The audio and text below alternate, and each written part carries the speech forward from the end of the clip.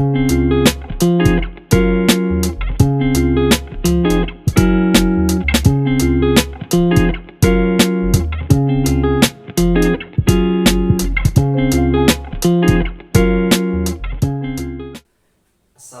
warahmatullahi wabarakatuh. Perkenalkan, nama saya Irsan Haloman Nasution, NIM 2203060668 dari PTNB Prodi Peternakan Fakultas Pertanian Universitas Sumatera Utara. Di sini saya akan menjelaskan tentang pengukuran pada telur, struktur pada telur, dan biosintesis pada telur. Nah, di sini saya akan menjelaskan tentang pengukuran volume pada telur. Sebenarnya metode pengukuran pada telur ini ada banyak cara. Tapi kali ini kita akan menggunakan metode water plasma, di mana proses metode ini adalah dengan cara mengukur volume air yang dipindahkan ketika telur yang kita masukkan ke dalam air. Adapun volume air yang akan kita ukur yaitu pertama telur ayam negeri, terus telur ayam kampung, telur ayam bebek, dan yang terakhir telur ayam puyuh.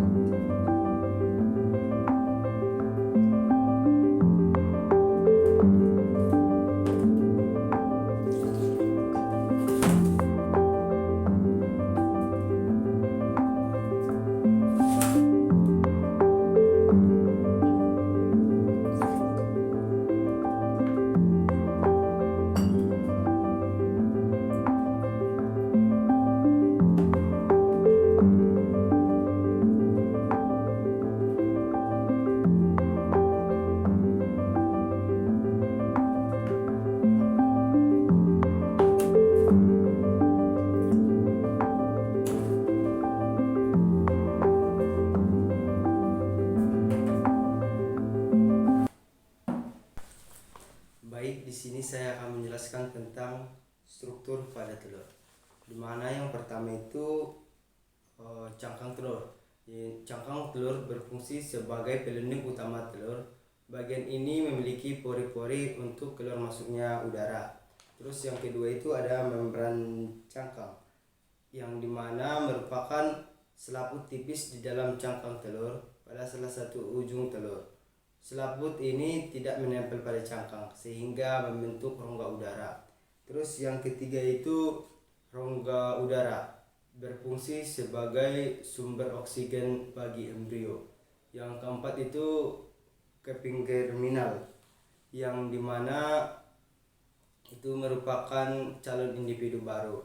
Terus yang kelima itu kuning telur, dimana adalah cadangan makanan bagi embrio. Terus yang keenam itu putih telur atau albumin, berfungsi sebagai pelindung embrio dari guncangan dan sebagai cadangan makanan dan air. Terus yang ketujuh itu kelaza atau tali telur, berfungsi untuk memakan kuning telur dan tetap pada tempatnya dan menjaga embrio agar tetap berada di bagian atas kuning telur. Di sini saya akan menjelaskan tentang biosintesis pada telur, yang dimana pembentukan telur yang normal memerlukan waktu berkisar antara 25 sampai 26 jam, yang terdiri dari tahapan yang pertama itu Terbentuknya telur dimulai dari ovarium. Terus ovum yang telah matang akan dilepaskan oleh ovarium dan ditangkap oleh individu belum. Kuning telur berada di bagian ini berkisar antara 15 sampai 30 menit. Kemudian dan individu belum masukkan. Selanjutnya itu biosintesis pada telur, yang dimana pembentukan telur yang normal memerlukan waktu berkisar antara 25 sampai 26 jam, terdiri dari atas bagian dan tahapan yang ini.